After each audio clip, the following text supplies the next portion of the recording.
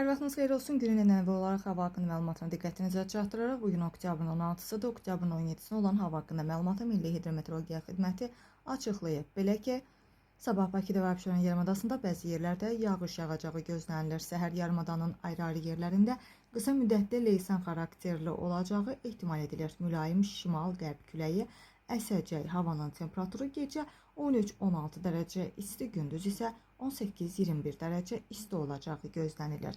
Azərbaycanın bölgələrində isə bəzi yerlərdə arabir yağış yağacağı və şimşək çaxacağı ehtimal edilir. Ayrı-ayrı yerlərdə qısa müddətli leysan xarakterli olacağı, dolu düşəcəyi ehtimalı var. Bəzi yerlərdə arabir duman olacaq. Mülayim şərq küləyi əsəcək. Havanın temperaturu gecə 12-16 dərəcə isti, gündüz isə 18-22 dərəcə isti olacağı gözlənilir. Dağlarda isə gecə 2-5 dərəcə isti, gündüz isə 5-9 dərəcə isti olacağı gözlənilir.